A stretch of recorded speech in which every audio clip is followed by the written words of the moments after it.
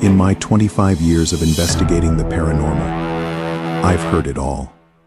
But what happens when the entity in your house isn't after you, but your 3-year-old child? It started as extreme night terrors. The parents would wake up to their toddler screaming, disoriented, and shaking uncontrollably in the dark with blank, dilated eyes.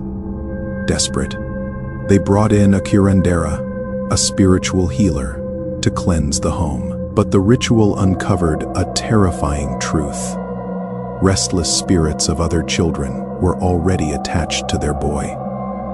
The cleansing stopped the boy's terrors, but it woke up the house. Doors forcefully slammed on their own. Pictures flew off walls, and a tall shadow of a man began pacing the halls. But the final straw? A terrifying shared nightmare that forced this family to abandon their home entirely.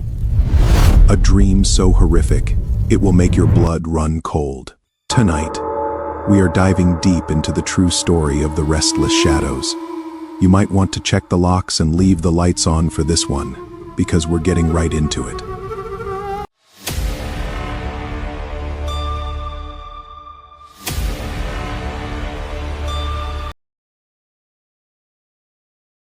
At 3 years old, the young boy followed a completely normal, unremarkable bedtime routine. He showed a level of independence rare for his age, often placing his little sneakers neatly next to his bed before curling up for the night. Then the night terrors began. At age 3, a child's brain is in a state of rapid development, making these extreme sleep disturbances frightening for parents, but clinically explainable. The parents turned to a practical intervention. They brought the child into their own bed.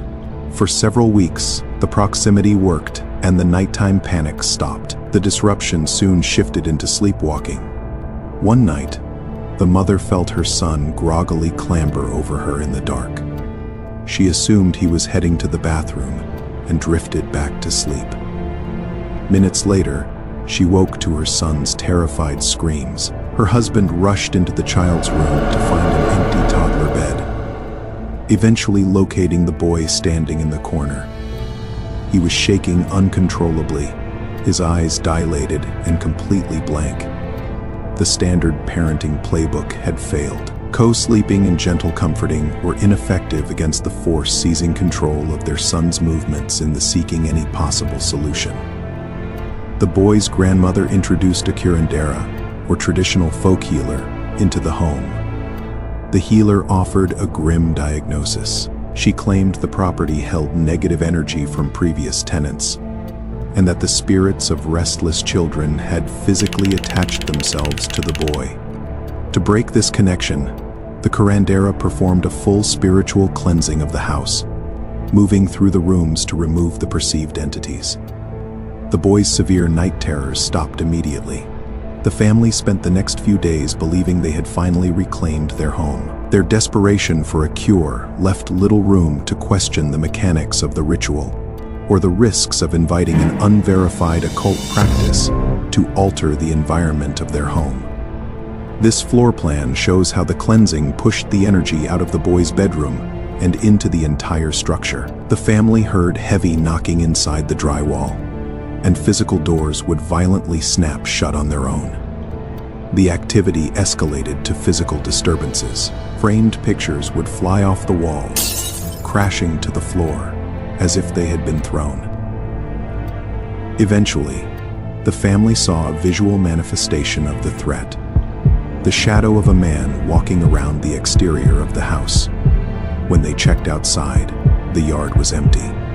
The cleansing had traded a manageable internal problem for a house-wide haunting that the family could no longer ignore. The activity moved past physical scares and breached the parents' final sanctuary, their subconscious minds. The couple woke up simultaneously one night, drenched in sweat as they spoke to one another. They realized they had both just experienced the exact same nightmare in the vision they were standing across the street from their home watching. As the structure was consumed by a sudden, intense fire looking through the front bay window, they saw their son trapped inside the house, banging his fists helplessly against the glass. In the mother's version of the dream, she ran into the flames and rescued her son. But when she reached the safety of the street, she looked down to find she was only clutching the boy's baby blanket. The father's stream followed the same path. He entered the burning house, heard his son cry out for him, and scooped the boy up before the building collapsed. As he ran, the weight in his arms felt wrong. He looked down and realized he was carrying a teddy bear, not his son.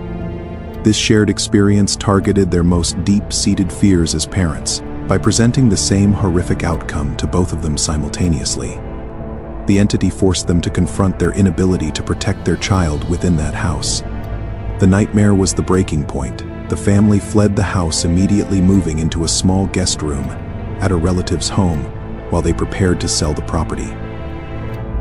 When they put the house on the market, they chose to ignore their realtor's advice and told potential buyers exactly what they had experienced. The buyer, an older man looking for a rental property, laughed off the warnings. He dismissed the family's experiences as nothing more than nervous nonsense. The family moved on, but they left behind a structure where the rules of the mundane world no longer applied. They had escaped, but the house remained, waiting for the next occupant to dismiss them.